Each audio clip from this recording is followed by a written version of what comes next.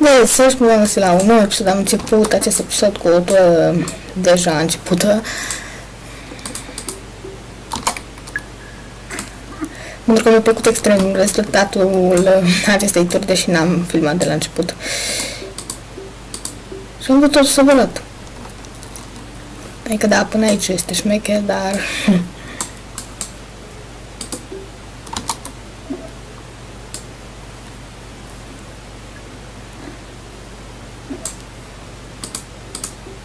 Cum oricum e tăiată mâna, adică cred că pot să fac și chestia asta.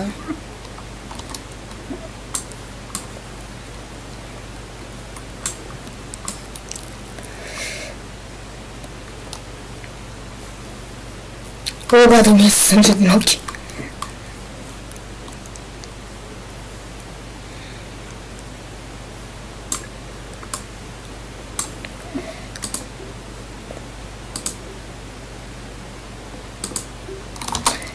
Hai, nu merge și piciorul. Sau, sper numai că nu e piciorul meu. Shit, e a meu.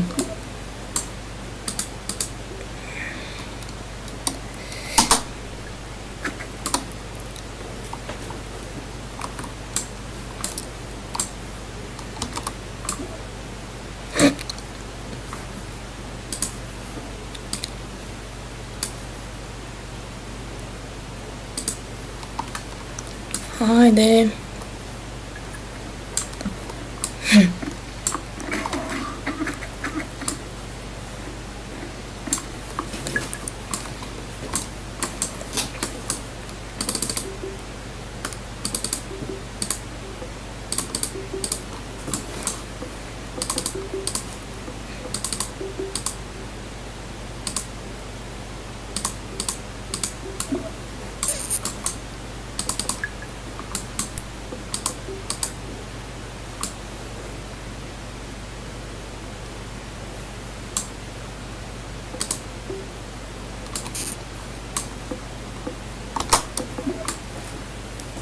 Chestia asta o să arate șmecher.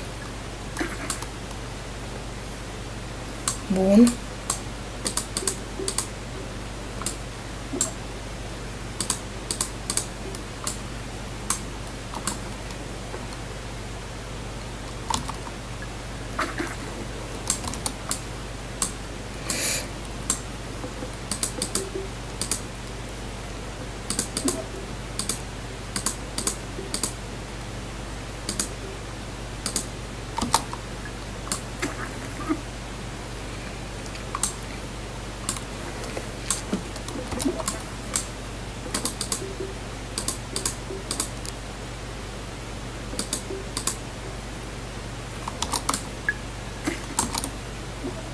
Shit.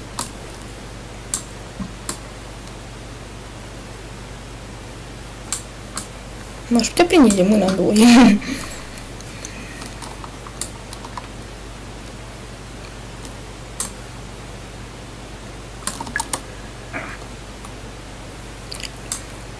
Știi ceva ar arăta amuzant.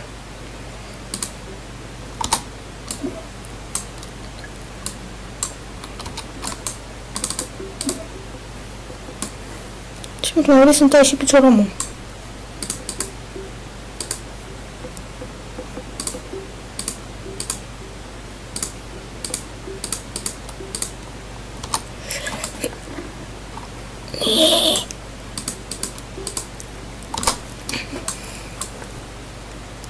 Te rog.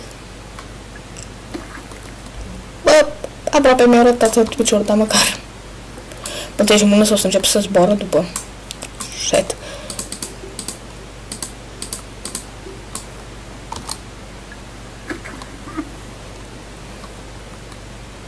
Nu zbor nicăieri.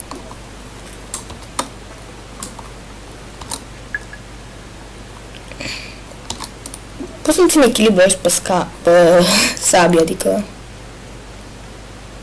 cam la infinit.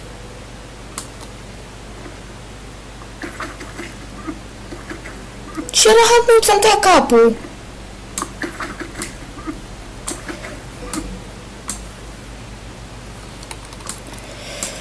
Oh, God. Am schimbat serverul pentru că celălalt devenise puțin cam plictisitor. Aici tot ce trebuie să faci e să ne atingi pământul decât cu picioarele și cu mâinile. Adică da, nu ai voie să atingi cu partea asta sau oricare alta. Da. Ai voie să atingi numai cu tălpile și palmele. E puțin mai greu, da.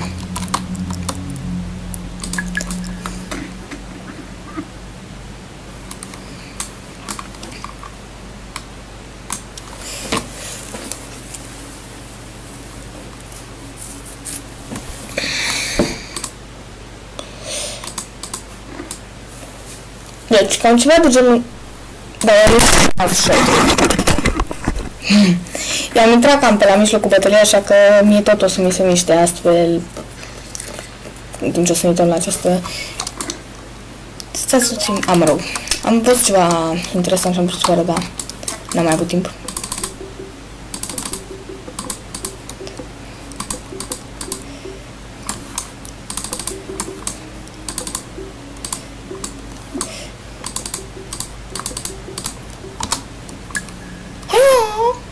Serios? Mișcarea asta nu e prea bună.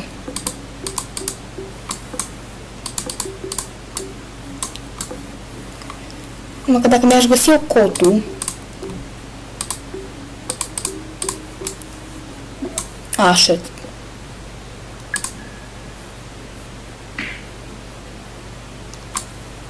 Seriously? Mă, deci, de-abia îmi văd cotul. E bine? Aha. Și am și la celălalt. E ok? Da. What? Ce rahat mai frumos. Mă rog.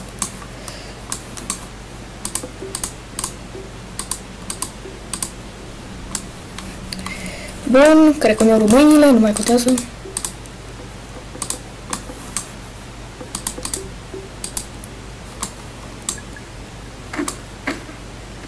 Serios.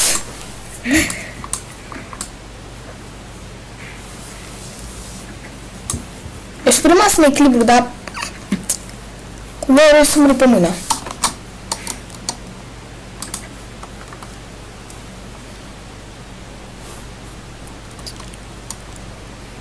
Da.